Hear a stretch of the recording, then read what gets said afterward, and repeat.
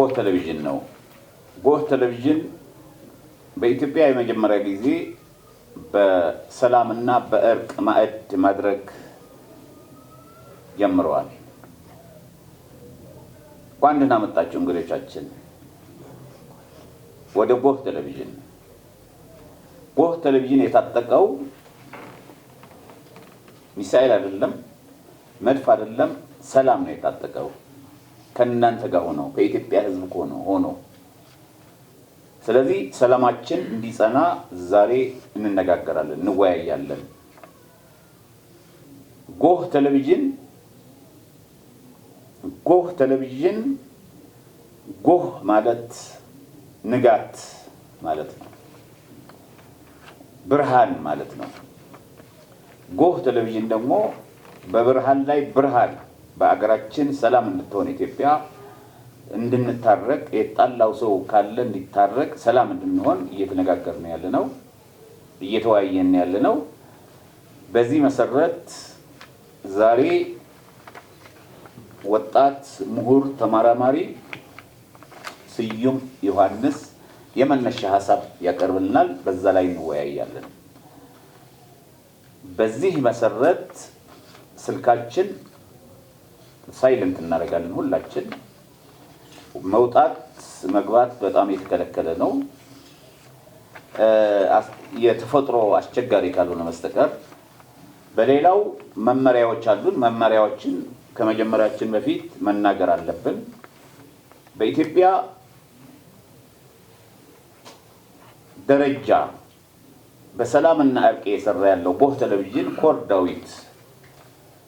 ኮር ዳዊትን እናመሰግነዋለን። ይሄ ከፍቶ ቴሌቪዥን የሰጠን እሱ ነውና የሰላም አምባሳደርም ነው። ስለዚህ መመሪያዎች አሉን። መመሪያዎቻችን ምንድናቸው? አንዱ በዚህ ውይይታችን ላይ መንግስትን፣ ህዝብም፣ ሃይማኖትም፣ ፓርቲም የተለያየው በዚህ ያለው ግለሰብም መስደብ፣ ማንቋሸሽ በጣም የተከለከለ ነው። ይሄ ማወቅ አለብን። ታውቁታላችሁ አብዛኞቻችሁ። ስለዚህ እዚህ የተገኛችሁ ከአባት አርበኞች፣ ከታዋቂ ሰዎች፣ ከምሁራን ናችሁና ዛሬ ውይይታችን በአቶ ስዩም በሚያቀርቡት መሰረት በዚህ እንጀምራለን። አቶ ስዩም ጥናቱን ወይ ደግሞ መክፈቻውንና ማወያያ ርዕሱ እንዲከፍቱልን በአክብሮት ጠይቆታለሁ።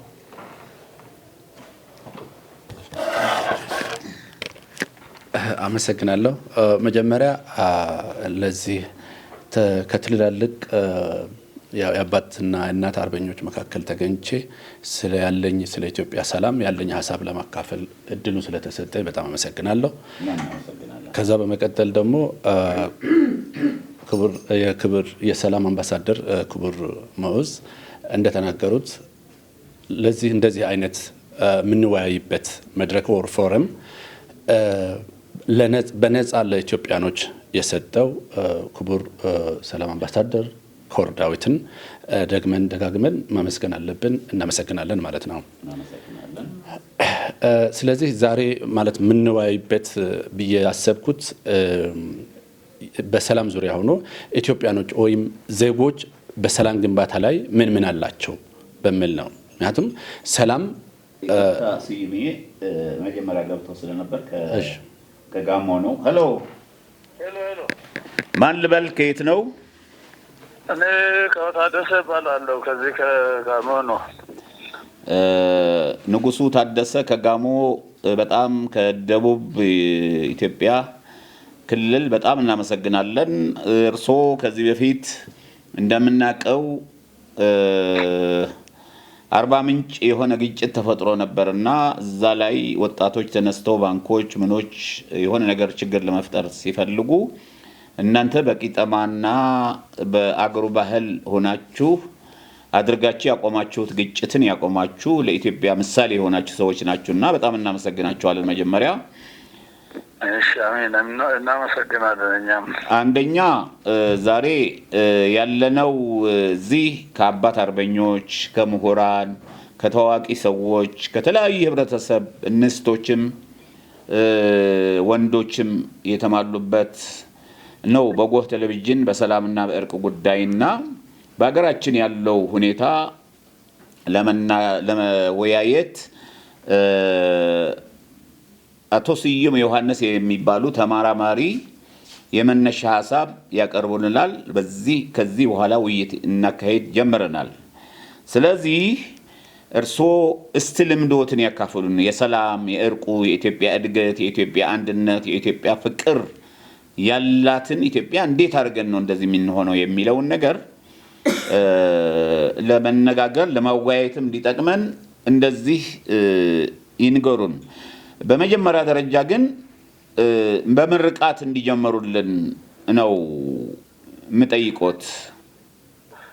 እሺ አመሰግናለሁ። እኛ ሁላችንም ኢትዮጵያውያን ጥንት ያለንን ሰላማችንን እንድናስጠብቅ የአባት የአያቶቻችንን አደራ የምናስጠብቅ ባህል ታሪካችንን የምናስጠብቅ ትውልዶች ያድርገን። አሜን። ፈጣሪ ኢትዮጵያን የፈጠረው ኢትዮጵያውያንንም የፈጠረው አምላክ እሱ የራሱ የእምነት ምድር አድርጓት ፈጥሯል። ስለዚህ ከፍጥሯን አስቀድሞ ፈጥሯታል ኢትዮጵያን ይባላል። ለዛም አንዱ ምሳሌ የሚሆነው ያለን ልዩነታችንና አንድነታችንን በሃይማኖት፣ በባህል፣ በታሪክ ያለን ግንኙነታችን የቀደምት ምድር መሆኗን ይህን ሁሉ እግዚአብሔር ያደረገው እግዚአብሔር ይህን ታላቅነታችንን መልሶ እንዲያመጣልን ሁላችንንም በአንድነት ሆነን እግዚአብሔርን የምንለምን ዜጎች ያድርገን። አሜን። ከጉልበት በላይ እግዚአብሔር እንደሆነ፣ ከእውቀት በላይ እግዚአብሔር እንደሆነ፣ ከታሪክ በላይ እግዚአብሔር እንደሆነ አውቀን ለሱ ፈርተን ተከባብረን ተነፋፍቀን ተደጋግፈን የምንኖር ህዝቦች ያድርገን። አሜን። ወንዱም ሴቱም ሳንለያይ የእግዚአብሔር ፍጡራን ነንና በአንድነት ተከባብረን የምንኖር፣ ሴቶችም ደግሞ እግዚአብሔር መቀነታቸውን እንዲፈታልን፣ ወንዶችም ለሚስቶቻቸው ለልጆቻቸው ታዛዥ አክባሪ እንድንሆን እንድንከባበር፣ ህዝቡም ለመንግስት መንግስትም ለህዝቡ ተሳስበን ሀገራችንን የምናሳድግ ጊዜና ዘመን ይስጠን። አሜን። አሁን የምንወያየው ውይይት ደግሞ ለጋራ ጥቅማችንን እንደ ስኬታችን የሁሉንም ህዝብ ልብ የሚያራራ የመንግስትንም የዜጎችንም የሁሉንም ልብ የሚያራራ የኢትዮጵያን ተስፋ የሚያሳየን ያድርገን። አሜን። እና ከዚህ በኋላ ምንድን ነው የምጠይቀው የምነግራችሁ ማለትም ማካፍለው አስተያየት ብኖር እንግዲህ ኢትዮጵያዊነትን አስቀድሞ ማወቅ ነው። ኢትዮጵያዊነትን ማወቅ ማለት ኢትዮጵያን ማወቅ ነው። ችግሮቻችን አሁን ኢትዮጵያን ሳናውቅ ነው። ኢትዮጵያንና ኢትዮጵያውያንን ሳናቅ ነው። አብዛኛዎቻችን በምናደርገው ነገር ሁሉ ኢትዮጵያን ሳናቅ ነው። ኢትዮጵያን ስለ ኢትዮጵያ የምናወራው ስለ ኢትዮጵያ ህዝብ ባህል ሳናቅ፣ ታሪኩን ሳናቅ፣ ሃይማኖቱን ሳናቅ ነው። ሁሉንም እናውቃለን ብለን በምናደርገው ነገር ውስጥ ነው አሁን ከፍተኛ ልዩነትና ግጭት እየፈጠርን ያለ ነው። ለዚህ መነሻ ደግሞ የሚሆነው ሁሉም የተማረውም ያልተማረውም ትንሹም ትልቁም የሚያውቀው ኢትዮጵያ ጠላት የበዛባት ሀገር ናት። ለጠላት የበዛባት ደግሞ የሰው መብት ፈልጋ የሰው ድንበር ፈልጋ ሳይሆን መብትና ድንበሯን በማስጠበቋ በባርነት አልገዛም በማለቷ ከድህነት በላይ ነጻነቷን ፈርታ ያከበረች ሀገር መሆኗ የፈጠረብን ጠላት ነው። ስለዚህ እነዚህ ጠላቶች ያመጡት ባህል፣ ያመጡት ትምህርት፣ ያመጡት ልማት ዛሬ እኛን ያጋጨናል። ያመጡት ሃይማኖት፣ ያመጡት እምነት በአጠቃላይ የእኛነታችንን ቀይረው ግራ እንድንጋባ ያደረጉት የረጅም ጊዜ ታሪካቸው ስራቸው ውጤት ነው ዛሬ የእኛ መባላት። ስለዚህ ሁሉንም በሁሉም ነገስታት ጊዜ በሁሉም ስርዓት ጊዜ የነበረውን ችግሮች ናቸው እየተቀባበልን አሁን እዚህ ጋር ያመጣ ነው። ስለዚህ ይህንን ችግር ወደ ሀገራችን ሰላም ለመመለስ ሁሉም መጀመሪያ እግዚአብሔርን መፍራት ይጠይቃል። እግዚአብሔርን ከፈራን በኋላ ሰው ልጅ ሰውን ማክበር አለበት። ሰው ልጅ አገሩን መውደድ አለበት። ቤተሰብ ልጅ ወላጆቹን ማክበር አለበት። ወላጆች ልጆቻቸውን በፍቅር ማሳደግ አለባቸው። መንግስት ህዝቡን ማክበር አለበት። ህዝብ መንግስትን ማክበር አለበት። ስለዚህ እነዚህ ባህሎችን ስላጣን እነዚህን ባህሎችን ቆም ብለን መመለስ ይጠይቃል። እኛ አሁን ግጭት በተፈጠረ ጊዜ እርቅ ነው የምንለው። እርቅ ስንል እርቃችን የኛ እርቅና የአፍሪካ የሌላ አፍሪካውያን እርቅ፣ የኛ እርቅና የሌላ አውሮፓውያን እርቅ አንድ አይደለም። እኛ እርቃችን ከባህላችን ጋር ነው፣ ከሃይማኖታችን ጋር ነው፣ ከታሪካችን ጋር፣ ከፈሪሃ እግዚአብሔራችን ጋር ተያይዞ ያለ እርቅ ነው የኛ እርቅ የሚሆነው። ነገር ግን ባጠናነው ሳይንስ በተማርነው ትምህርት መንገድ ላይ ብቻ ሄደን ታሪካችን አጥንተን እንታረቃለን፣ እንፈታለን ችግር ስንል ሁልጊዜ ተመልሶ ይቋጠራል። ስለዚህ እሱ ዙሪያ ላይ ቆም ብሎ ማሰብ ነው የሚጠይቀው። ሁሉም ነገር ደግሞ ከስልጣን በላይ አገር ይበልጣል፣ ከስልጣን በላይ ህዝብ ይበልጣል ብሎ ማሰብን ነው የሚጠይቀው። ጫካ ውስጥ ገብቶም ለስልጣን የሚዋጋው አገር የሚመራው መንግስትም አገርን ደግሞ የሚጠብቀው ዜጎቹም ከምንም በላይ ከእግዚአብሔርን አስቀድሞ ቀጥሎ ደግሞ ህዝብን ቀጥሎ አገርን አስቀድሞ አንድነትን በመፍራት በማጠናከር የምንሰራ ከሆነ እንተማመናለን፣ እንግባባለን። ልማትም ያለ ሰላም አይመጣም፣ ሰላምም ያለ ልማት አይመጣም ይሉታል። ነገር ግን ሁሉንም እግዚአብሔር ማምጣት ይችላል። እግዚአብሔርን የሚሳነው ነገር የለም። ብዙ ጊዜ ስለ ሃይማኖት ስንናገርም አንዳንዴ የዋህነት ነው ብሎ የሚሉ ነገር አለ። ሃይማኖት በእጃችን የምንጨብጠው አይደለም። በእምነታችን በራሳችን መንፈስ በራሳችን ተስጦ የምናገኘው ውጤት ስለሆነ ይሄንን በአይን ለማየት የሚፈልጉ ነገር አለ። በአይን አይታይም የሃይማኖት ውጤት። የሃይማኖት ውጤት በእርካታ ነው የሚታየው፣ በመኖር ነው የሚታየው። ስለዚህ እኛ አሁን ሀገራችን በሰላማዊ ልማት እየጀመረን ነው ያለ ነው። ያንን ልማት ለማጠናከር መጀመሪያ ጸሎት ያስፈልጋል፣ መጀመሪያ ሰላም ያስፈልጋል። ስለዚህ ይሄ ነገር ይሄን የያዝነውን ተስፋ በእጃችን ከወደቀ እንደገና ለጠላት መጋለጥ ነው የሚያመጣው። ስለዚህ ባለፈው በለውጡ ጊዜ ያየነው ፈተና ይሄ ነው። ኢትዮጵያ ከውጭም ከውስጥም መዓት ፈተና በገጠማት ጊዜ የኛ ስራ የነበረው ጸሎት ነው። እኛን ደልቶን አይደለም። እኛ ምንም ሁሉም ነገር አልጋ በአልጋ ስለሆነን አይደለም። መጀመሪያ ለሰላም መጸለይ ነው። መጀመሪያ እግዚአብሔርን ማክበር ስለሆነ ባህላችንንም ይሄን ባህል ያቆየነውም ደግሞ አልጋ በአልጋ ሆኖ አይደለም። በብዙ መከራ ነው ያቆምነው፣ በብዙ መከራ ነው የጠበቅነው። ስለዚህ ያ በጠበቅነው ማህር የኛን የጋሞን ሰላም ብቻ ጠብቀን ከኖርን ሌላው ሰላም ከሌለ ተስፋ ሰላም አይኖረንም ብለን ነው እኛ ከጋሞ ወተን ወደ አማራ፣ ኦሮሚያ፣ ወደ ትግራይ፣ ወደ ሌላ ሁሉ ሰላም ዞረን መዘመር፣ መለመን፣ መጸለይ ያበጣነው በዚህ ምክንያት ነው። ስለዚህ ያ የጠበቅነው ሰላም ውስጣችንን እግዚአብሔር ስለሚያውቅ ረድቶን ስለ ሰላም ጸልየን ነው ለውጡን መንግስት ወደዛ እንዲሻገር የተደረገው። የዛኔ መንግስቱን ወደ ለውጡ መንግስት ስናሻገር የለውጡ መንግስት ቀደም ብሎ ከኢህአዴግ ጋር ያልነበረ ንጹህ ነው እንትን ምናረግ ንጉሱ ታደሰ የጋሞ ንጉስ እንትን ምናረግ ይመርቁንና ቢወጡ ሌላ ባንሄድ ይሻላል። ይመርቁና ዛሬ እንዲባርክልን ውይይታችን እንዲባረክ ቢመርቁልን የኔ ጌታ። እሺ አመሰግናለሁ። ሰዓትም ስለሌለን ይሄንን በዛ መልኩ ነገሮችን ወስደን በሰላም ለሰላም ሰርተን ውጤታማ ለመሆን መስራትን ስለሚጠይቅ ሁሉም ኢትዮጵያ ሕዝብ ከልቡ ለሀገሩ ሰላም ማሰብን ይጠይቃል። ፈሪሃ እግዚአብሔር ቆም ብለን መጸለይ ይጠይቃል። ትንሹም ትልቁም ሰላም አምጣልን ብሎ እግዚአብሔርን መለመን ያስፈልጋል። የሁሉም ልመና መልእክት በቅን ልቦና ከሆነ እግዚአብሔር ዘንድ ይደርሳል፣ እግዚአብሔር ይፈጽማል። ስለዚህ ይሄን እግዚአብሔር እንዲፈጽምልን በዛ ልክ የሀገራችን ችግር የሚፈታ ውይይት እንድትወያዩ ሀሳቡም እግዚአብሔር መልካም ሀሳቡን እንዲያመጣላችሁ መግባባት እንዲያመጣ በመጨረሻም ተስማምታችሁ ለመልካም እንድትለያዩ ለመልካም እንድታስቡ አእምሯችሁ በቅን ልቦና ክፍት እንዲሆንላችሁ እመኛለሁ። ሰላሙን ይስጠልን። እግዚአብሔር እናመሰግናለን። የጋሞ ንጉስ አቶ ታደሰ አገር ሽማግሌ በጣም እናመሰግኖታለን። መልካም ቀን ይሁንልዎት። እሺ አመሰግናለሁ። ከዚህ በላይ የምናገረው አልነበረኝም። ኦልሬዲ ያሰብኩትን ንጉስ ታደሰ ተናግረውታል።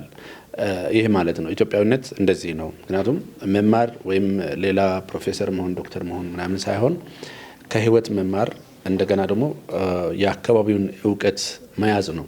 የአካባቢ እውቀት ማለት ኢትዮጵያኖች ልክ እንደገለጹት ከታሪካችን ጋር መታረቅ፣ ከባህላችን ጋር መታረቅ፣ ከእሴቶቻችን ጋር መታረቅ ነው ትልቁ ነገር ማለት ነው። አሁን ያጣነው እሱ ነገር ነው እና አሁን ኢትዮጵያኖች የኢትዮጵያ ባህል ሰላም ባህል ነው።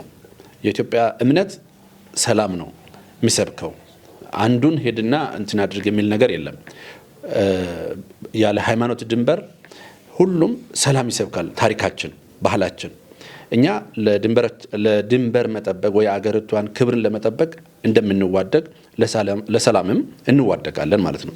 ስለዚህ ሌላ ምናልባት አገር ለመከላከል ተብሎ ወራሪውን ለመከላከል የሚዋደቀውን ሁሉ ኢትዮጵያኖች በሁለቱም ለሰላምም ይዋደቃል፣ ለጦርነትም ይዋደቃል፣ ለሀገር ለመከላከል ማለት ነው። አሁን ምንድነው ሰላም ምንድነው ነው አሁን ማየት ያለብን። ሰላም ምንድነው? ሰላም ምናልባት ጦርነት ሁሌ ጦርነት አለመኖር ብቻ አይደለም።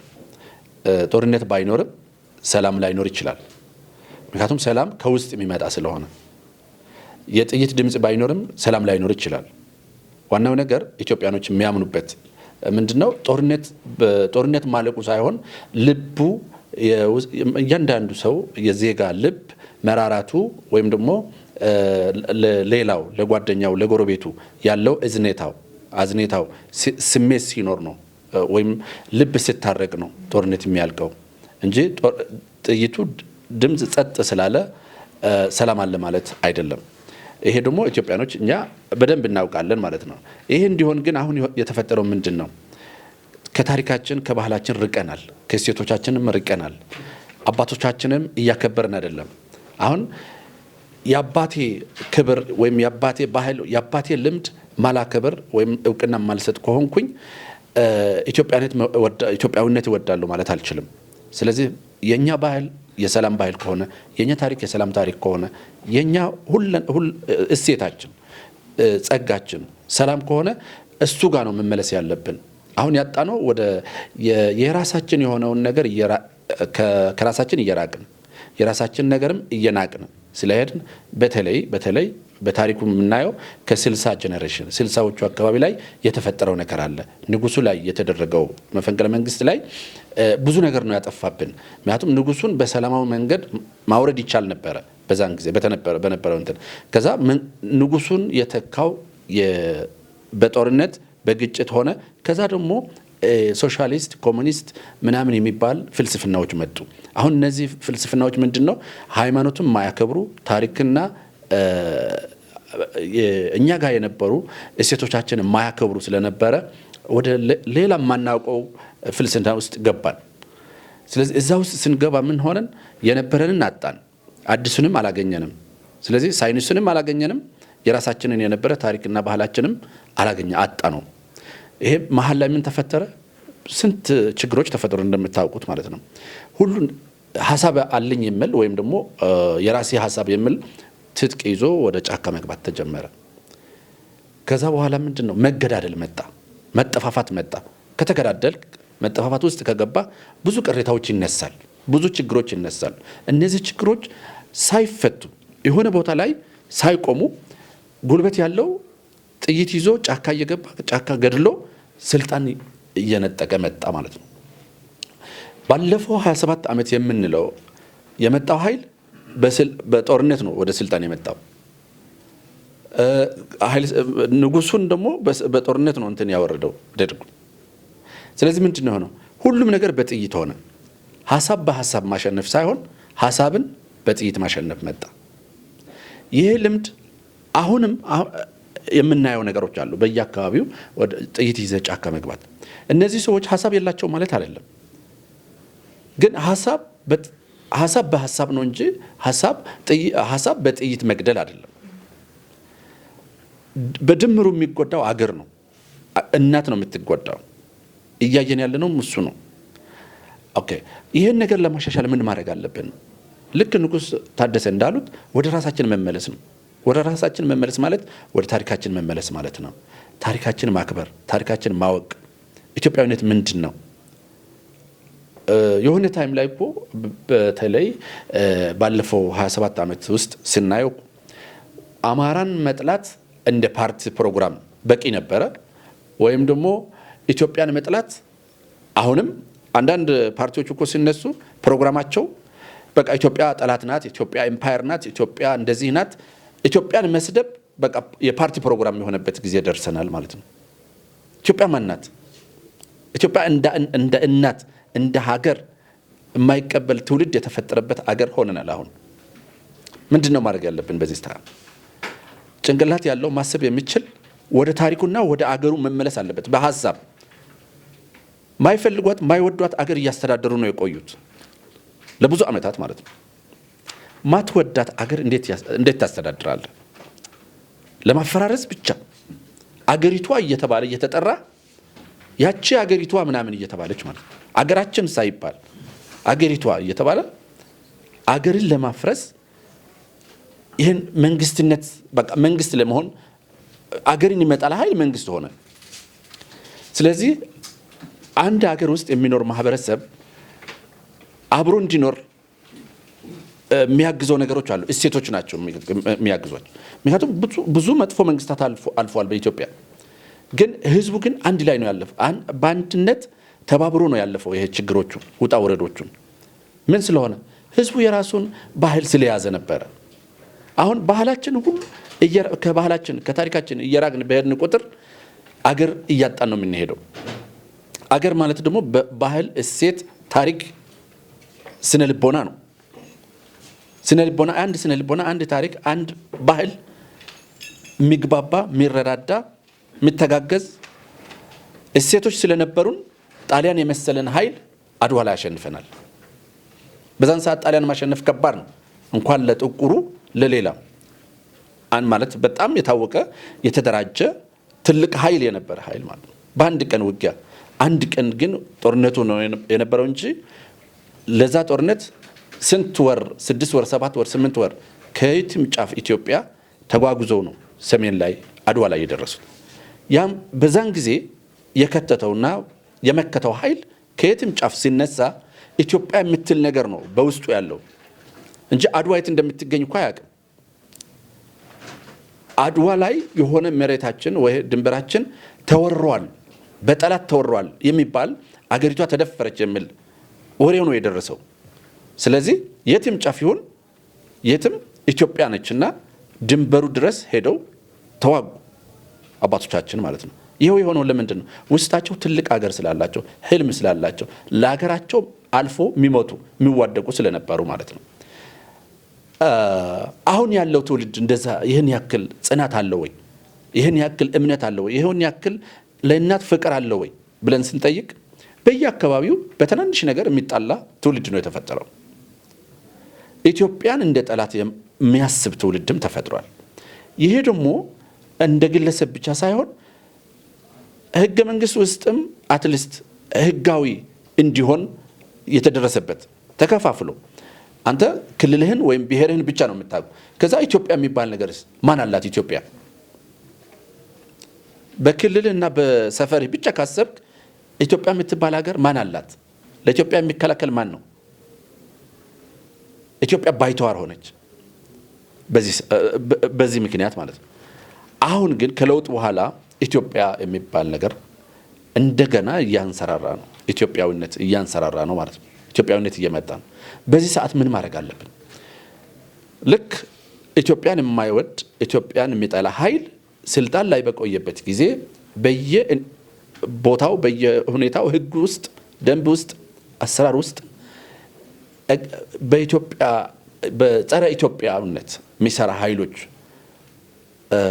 ስልጣን የያዙበት ጊዜ ስለነበረ ብዙ ችግር ተፈጥሯል። አሁን እሱን ለማስታረቅ በለውጥ መንግስት ላይ የተፈጠረው ትልቁ ቻሌንጅ እሱ ነው። እንዴት ነው ማስታረቅ የሚችለው? ወደ 27 ዓመት የነበረው ከዛ በፊት ደግሞ ጦርነት ውስጥ ደርግም በጦርነት ያለፈበት ፓርቲዎቹም የነበሩት እነ መኢሶን እነ ኢሃፓ ሌሎቹም እነ ኦኔግ እነ ጃብሃ የኤርትራኖች የነበሩት እነዚህ የፈጠሩት በየአካባቢው የተፈጠረው የጦርነት አባዜ፣ ጥይት የመያዝ አባዜ፣ ጥይት ይዘህ ጫካ የመግባት አባዜ፣ እናት አገርን የማዋጋት እናት አገርን የማጥፋት አባዜው ይህ ሁሉ ያለፈበት አካባቢ ላይ ብዙ ችግሮች ይፈጠራሉ። እነዚህ ችግሮች በእርቅም ሆነ በሌላ አልተፈታም። ጉልበት ያለው ብቻ በጉልበት ጸጥ አሰኝቶ ጸጥ አድርጎ ነው የመራው። ይሄ ነገር ቅድም እንዳልነው ስንጀምር ጥይት ድምፅ አለመኖሩ ሰላም አያረጋግጥም እንዳልነው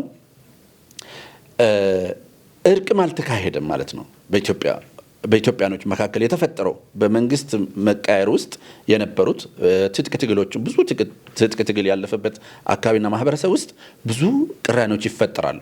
ለነዚህ ቅራኔዎች የሰላም እንትን አልፈጠርነላቸውም። አሁን በለውጥ መንግስት ጊዜ አሁን የምክክር ኮሚሽን ምንለው ነገር አለ።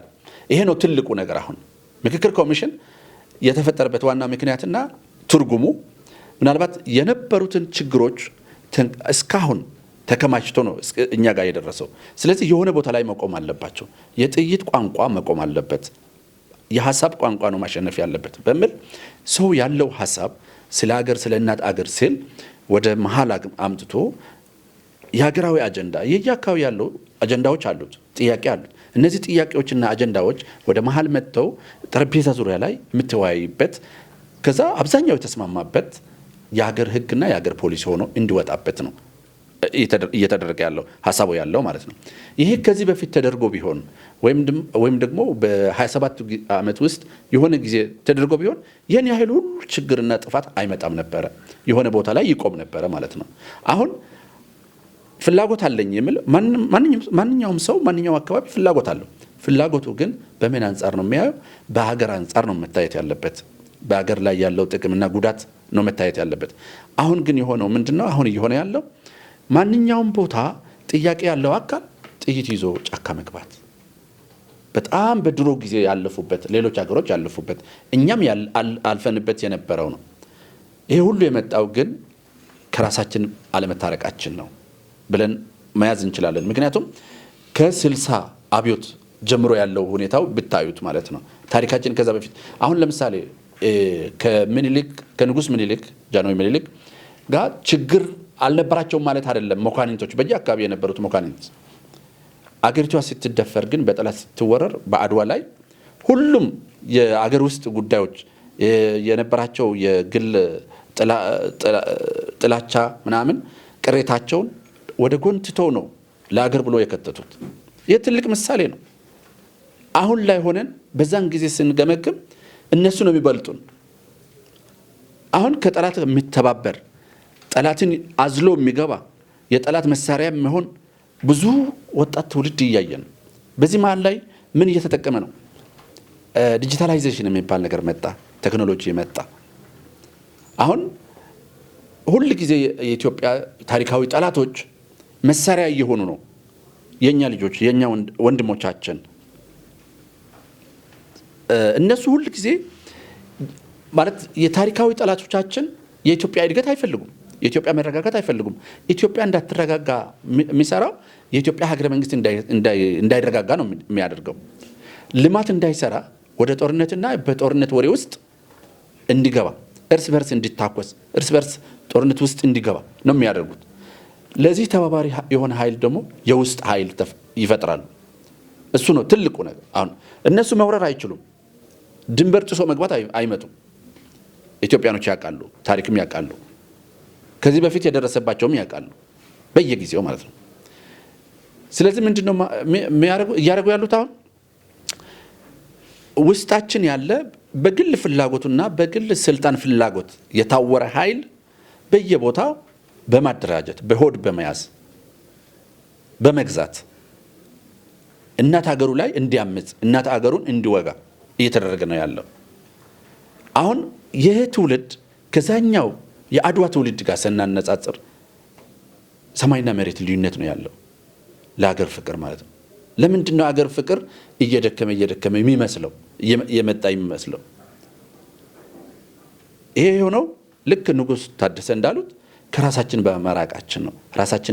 የራሳችን በመጣል የሌላ በማናቀውን አገር ፍልስፍና የሌላ አገር ወይም የባዕድ ወይም የጠላቶች አጀንዳ በመያዛችን ነው ብዬ አስባለሁ። ስለዚህ አሁንም ማድረግ ያለብን አባቶች መምከር ያለባቸው ከራሳችን መታረቅ እንዳለብን፣ ከታሪካችን መታረቅ እንዳለብን፣ ለራስ መኖር እንዳለብን። ሰላም በሁለት ይከፈላል። አዎንታዊ፣ አሉታዊ፣ ኔጌቲቭ፣ ፖዚቲቭ ተብሎ ምንድነው ኔጌቲቭ የሚባለው? በኃይል ጸጥ ማስደረግ ጥይት ድምፅ። አሁን ለምሳሌ በ27 በኢህአዴግ ጊዜ ሰላም ነበረ ምናምን የሚባል ነገር አለ።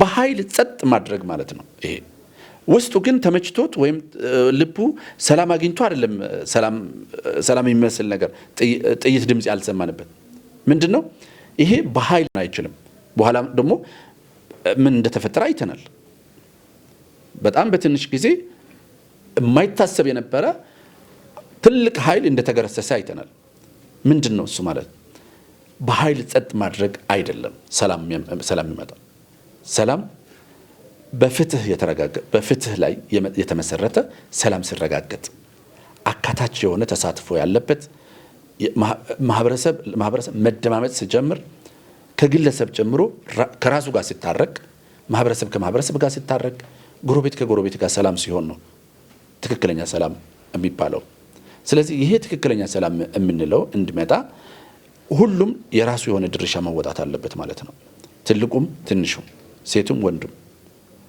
በተለይ አሁን ያለንበት ፈታኝ የሚያደርገው ቴክኖሎጂ አንዱ የጥላቻ ንግግር በማድረግ በማህበራዊ ሚዲያ ላይ በመለጠፍ ስም ማጥፋት አለ አንዱ ለምሳሌ መንግስትን አገርን ለማዳከም የሚደረግበት አንድ ነገር ምን አለ የመንግስት ቅቡልነት እንዲታጣ ማድረግ መስራት ነው ይሄ ነው ጠላቶች የሚሰሩት መንግስትና ህዝብ መካከል አለመተማመን እንዲኖር ጎረቤትና ጎረቤት መካከል አለመተማመን እንዲኖር አንድ ፋሚሊ ውስጥ አንድ ቤተሰብ ውስጥም አለመተማመን እንዲኖር ባልና ሚስት የሚለያይ መንግስት የነበረበት ሀገር ነው ባይዘው ይሄ ሀገር በትዳር ውስጥ በትዳር መካከል የሚገባበት እንደ መንግስት የነበረ ሀገር ነው ምክንያቱም ይሄ የሚደረገው ምንድነው ቤተሰብ የሀገር መሰረት ስለሆነ ቤተሰብ አካባቢ ማህበረሰብ ሀገር ነው የሚሆነው ስለዚህ የቤተሰቡን ቦንድ ወይም ደግሞ የቤተሰብ ትስስር በመስበር አገሪቷን ወደ ፍርሃት እንትን ውስጥ በማስገባት መግዛት ከፋፍለህ ግዛ አይነት ፖሊሲ የተያዘበት አገር ስለነበረ አሁን በዚህ አንፃር ነው መስራት ያለብን ምንድነው እያንዳንዱ ፋሚሊ ውስጥ ያለው ችግሮች በመፍታት እያንዳንዱ ፋሚሊ የራሱ ችግር በሰላማዊ መንገድ እንዲፈታ ማድረግ አለበት ማለት ነው እዚህ ላይ ማን ማገዝ አለበት የሃይማኖት ቤተ እምነታት ማገዝ አለባቸው ጎረቤቶች ማገዝ አለባቸው በተለይ ደግሞ የዛናጋ ነው ወይ ደግሞ እንዳይሰሩ ያደረግናቸው አገር ሽማግሌዎች ቦታና እውቅና መስጠት ነው የኢትዮጵያ ባህል ለአገር ሽማግሌ ባይዘይ አገር ሽማግሌ የማይፈታው ችግር አልነበረም በኢትዮጵያ ውስጥ ትላልቅ ጉዳዮችም በአገር ሽማግሌዎች ይፈታ ነበር በየአካባቢው ደግሞ እንደምታውቁ ባህላዊ ስነ ስርዓቶች አሉ የእርቅ ስነ ስርዓቶች ልክ በኦሮሚያ ውስጥ ገዳ ስርዓት እንዳለ ሌላ ትግራይ አካባቢዎች ብዙ አካባቢዎች እንደዛ አይነት ባህላዊ ስርዓቶች አሉ እነዚህ ምን ያደርጋሉ ግጭቱ ሳይመጣ በፊት የመከላከል ስራ ይሰራሉ የማስተማር ስራ ይሰራሉ ሲፈጠር የማስታረቅ ስራም ይሰራሉ ከዛ በኋላ የማጽናት ስራም ይሰራሉ ስለዚህ ኢትዮጵያዊ በእሴቱ ነው የሚኖረው የነበረ ሁሉም ነገር በህግና በህግ አይደለም ከዛ የቀረው ነው ወደ ህግ የምትወስደው ቅድሚያ የነበረ ወደ ሀገር ሽማግሌና ወደ በባህል የምትፈታው ነው ትልቁ ነገር የነበረ ቅድሚያ የምትሰጠው ማለት አሁን ምንድነው የሆነው ትንሹም ትልቁም ወደ ህግ በመውሰድ ነገር ላይ እንትን የኛ ባህል ያልሆነው ነገር ሆነ ስለዚህ በዚህ የሚፈታ ችግር የለም ስለዚህ መጨረሻ ማለት የሚፈልገው ለሴቶቻችን ዋጋ እንስጥ ለራሳችን ዋጋ እንስጥ እንደ ኢትዮጵያኖች ለኢትዮጵያዊነት ዋጋ እንስጥ ዋጋ መስጠት ማለት ምንድነው ለታሪክ እውቅና መስጠት ለታሪክ መገልገል በታሪክ መቆራት በራስ ታሪክ የኛ ታሪክ እርስ በርስ የመዋጋት አይደለም እሱ ከቅርብ ጊዜ በኋላ የመጣ ነው የኛ ታሪክ መከባበር አንዱ የሌላውን ከሌላ መሆን አንዱ የሌላውን ፕሮቴክት ሲያደርግ ሲከላከል ጠላትን ወደ ሀገር ውስጥ ገብቶ ወደ መካከላችን ገብቶ እንዳይበጠብጠን በመስራት ጠላቱን በሩቅ በመከላከል ነው የምንታወቀው አሁን ግን በተለያየ ምክንያቶች ውስጣችን እየገቡ በድህነት ምክንያትም ሊሆን ይችላል ድህነት ግን ድሮም ሀብታም ነበርን ማለት አይደለም አሁን ግን ዋጋ የምንሰጠው ትኩረት የምንሰጠው ምናልባት ለሆዳችን ሊሆን ይችላል በድሮ ጊዜ ለስልጣን አይደለም ቅድሚያ የሚሰጠው የነበረ ለሀገር ተብሎ ስልጣን ይተዋል መኳንንት ሆነ እኮ ስንት ጀግና ነው የተሰዋው አድዋ ላይ ለምሳሌ። ስልጣን ቢፈልግ እኮ የሆነ ቦታ ላይ ተደብቆ ይቀራል። እንደዛ አይደለም። አሁን ወጣቶቹን ያልነቃ ማለት ወጣት እያደራጁ ወጣት መሳሪያ ሆነ። ወጣት ሰላም መሳሪያ ነው እንጂ ማሁን ያለባቸው የጠላት መሳሪያ አይደለም። አሁን ወጣቱ የሰላም መሳሪያ እንዲሆን ምን ማድረግ አለበት?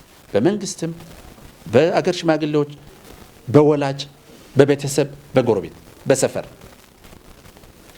ማንኛውም ሰው የሚቀረጸው በፋሚሊ ወይም በቤተሰብ ውስጥ ነው። ልክ ህፃን ቤተሰብ እንትን ስል ወደ ጎረቤት መውጣት ይጀምራል። ከዛ ወደ ትምህርት ቤት ይሄዳል። ከዛ ወደ ሀገር ሄዶ ብዙ ቦታዎች ይሳተፋል። ስለዚህ የት ነው እየተቀረጸ ያለው ትውልዳችን? በምንድን ነው የተቀረጸው? አሁን እርስ በርስ የሚባላ ትውልድ እንዴት ነው የተቀረጸው? ምክንያቱም ብዙ ነገር ካያችሁ ያሳለፍነው ጊዜያት የኛ ህጎች ልዩነትን በመስበክ ብቻ የምትከበርበት የሚመስል ነገር ነበረ። ኢትዮጵያ ነኝ ማለት እንደ ጠላት፣ ኢትዮጵያ ማለት እንደ ባዕድ የሚታስብበት ደረጃ እኮ ደርሰናል። ክልል አሁን አገር እያስተዳደረ የብሔር ጀግና ነው እንጂ መሆን የሚፈልገው የሀገር ጀግና መሆን አይፈልግም። ይሄ ትውልድ የሀገር ጀግና መሆን አይገኝም። ትልቅ ነገር የሀገር ጀግና መሆን ግን ከሀገር ጀግንነት የብሔሩ፣ የክልሉ፣ የአካባቢው፣ የሰፈር ጀግና መሆን ነው የሚመርጠው። ለምን ተፈጠረ እንደዚህ? የተዘራብን መጥፎ ዘር አለ። አይገኝም እኮ የሀገር ጀግና መባል ከባድ ነገር ነው። በጣም ትልቅ ነገር ነው። የሀገር ክብር ሳይሆን የተፈለገ አሁን የሰፈር ጀግንነት ተፈለገ። የሰፈር ጀግንነት ከተፈለገ ደግሞ መጨረሻ የለውም። እየወረድክ በሄድክ ቁጥር እስከ ራስን እስከ አለማመን ትደርሳለህ። ስለዚህ ይሄ ነገር የሆነ ቦታ ላይ መቋጨት ስላለበት መንግስት ማድረግ ያለበትን እንዲህ መንግስት ማድረግ አለበት። መንግስት ማድረግ የሚችለው ባይ ዘ ወይ በህግና በፖሊሲ ማስገባት ነው፣ ሌላ አይደለም። የሚሰራው አንደኛ የሰላም ተጠቃሚ ዜጋ ነው። ዜጋ ለሰላም መስራት አለበት። አገር የማን ናት? የዜጋ ናት፣ የመንግስት አይደለም። መንግስት የሆነ ታይም ላይ የሚመጣ የሆነ ጊዜ ደግሞ የሚሄድ ነው። ዜጋ ግን ሁሌ ዜግነት ግን ሁል ጊዜ አለ። ስለዚህ ለእናት ሀገራችን መክፈል ያለብን ሁሉ ራሳችንን ሳንንቅ ማለት ነው። አሁን እንደዛ ስንል የመንግስት ጉልበት አያስፈልግም። ባይ ዘ ወይ ለሀገር ለመስራት ከተፈለገ ማለት እኔ እዚህ ሆኜ ስለ ሰላም የሚሰብክ ከሆንኩኝ አንድ ነገር እያደረግኩኝ ነው።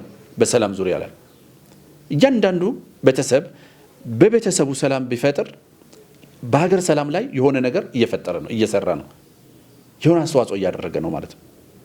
ስለዚህ ስለ ሀገር መስራት ማለት መንግስት መሆን ብቻ ማለት አይደለም። እያንዳንዱ ዜጋ ስለ ሰላም ሲሰብክ፣ ስለ ሰላም ሲሰራ በሀገሪቷ ሰላም እንትን ላይ አስተዋጽኦ እያደረገ ነው፣ ብዙ ነገር እያበረከተ ነው ማለት ነው። ስለዚህ በዲስካሽናችን በውይይታችን እንትን ማስፋት እንችላለን። ያለኝ ሀሳብ ይሄ ነው። በጣም ወጣት ስዩም ምሁር በጣም ነው የምናመሰግን። እድሜና ጤና ይስጥህ። ትንትን አድርገህ አቅርበህልናል። በተለይ እኔ አንድ ነገር ያቀረበው ከሁሉም ብዙ ናቸው፣ ግን አንድ ያቀረበው አገርን እየጠሉ አገር መግዛት የሚፈልጉ ማስተዳደር የሚፈልጉ ያመን ነበር። አሁን ግን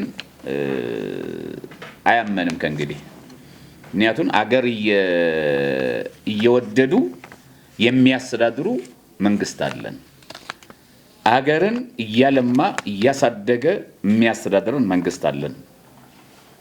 አንድ ነገር ልንገራችሁ።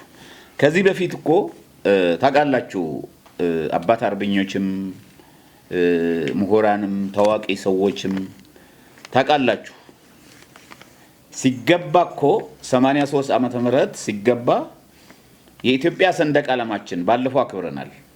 ሰንደቅ ዓላማችን እኮ የጨውና የበርበሬ መቆጠሪያ ሆና ነው የመጡት ነበረች በዛ ሰዓት። ያችን የመሰለች አገር ያከበረች ሰንደቅ ዓላማችን ከዛ ደግሞ ጨርቅ ነው ተብላለች እኮ በተወካዮች ምክር ቤት በዛን ጊዜ ማለት ነው። ጨርቅ ነች ተብላለች እኮ። አንድ ወቅት ደግሞ ውይይት ነበረ 85 6 7 ይመስለኛል ስለ ሰንደቅ ዓላማችን ስለ ባንዲራችን ውይይት ነበረ አንዱ የአንዱ ክልል ፕሬዝዳንት ነበር በዛን ጊዜ አሁን ጠፍቶ ሄደዋል ታውቁታላችሁ የኢትዮጵያ ህዝብ እንዲያውቀው ፈልጌ ነው ይሄ ባንዲራ መቀየር አለበት አለ ጠፍቶ ይሄን ተቀይሮ ሙሉ ለሙሉ ሌላ መሆን አለበት ነው የተባለው እና አልሆነም ምክንያቱም ኢትዮጵያውያን ነበሩ በዛ ሰዓት ደግሞ ሐቀኛ ኢትዮጵያ ተከራክረው በመሐከሏ የሆነ ምልክት እንዲደረግላት ተደርጋ ራስዋን የሆነችው እና አገር እየጠላ እንዴት ነው የምታስተዳድረው አገር እየተጠላ እንዴት ነው ማስተዳድረው ይሄ ቤት እየጠላሁት እንዴት ነው እኔ ጎህ ቴሌቪዥን የሚያስተዳድረው እስቲ እየጠላሁት እንዴት ብዬ ደግሞ በጥይት መጥተው ሰው ገለው ከ500,000 በላይ ወታደር ገለው አፈናቅለው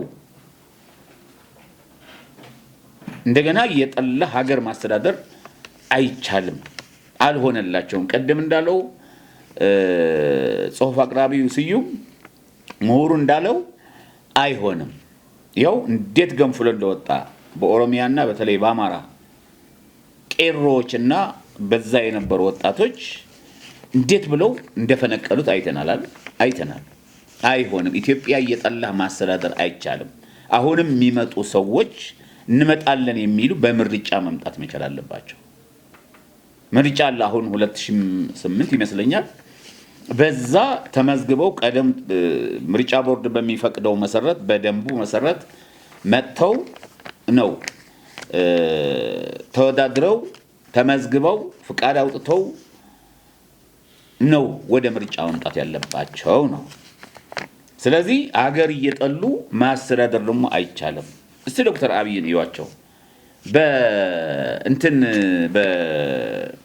በሶፍ ዑመር ዋሻ ውስጥ ቁጭ ብለው እስቲ ያቸው በየቀኑ አትክልት ችግኝ ሲተክሉ እስቲ አገራችን የት ደረጃ ነው ደርሳ ያለችው አሁን ጠላቶች እኮ ያውቁንም ማለት ነው እንደ ድሮ 83 ይመስላችኋል አሁን ያደግንበት አገራችን ራሳችን በራችን ለማስከፈት የታገሉ ያሉ ናቸው ዶክተር አብይ ለማስከፈት ትንሽ ነው የቀረን ህዳሴ ግድባችን ወደ ዶላር ተለውጧል ዶላር አልቆ በትግል በራሳችን በዶክተር አብይ ምክንያት ጨርሰን ለሱዳንም ለጅቡቲም ለኬንያም እየሸጥን ያለን በዶላር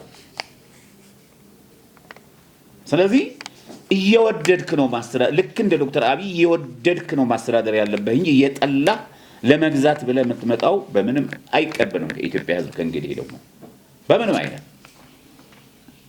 ኢትዮጵያ ባንዲራችን ማቆጠሪያ ጨው ማቆጠሪያ ያደረገ የበርበሬ ማቆጠሪያ ያደረገ አታስፈልግም እየተባለ ጨርቅነች እየተባለ አይሆንም ስለዚህ ይሄ ተስፋችሁ ቁረጡ ለወደፊት ነው የሚለው እንደዚህ የሚያስቡ ካሉ ተስፋቸው ይቁረጡ ያለፈው አልፏል በሰላም ግን አታውኩን በሰላም ያውኩን እንደዚህ አይነት ሰዎች ናቸው የሚያውኩን ከድሮ ጀምሮ ኢትዮጵያ ህዝብን ለማጥፋት የሚያርጉት ትግል አይሆንም ከእንግዲህ ጦር መበተን አይሆንም አገር መበተን አይሆንም አለፈባቸው ድሮ 83 አለቀ በዛ ሰዓት በዛም ስህተት ተሰርቷል ይሄን ስህተት ለወደፊት ይስተካከላል ዋጋቸው ያገኛሉ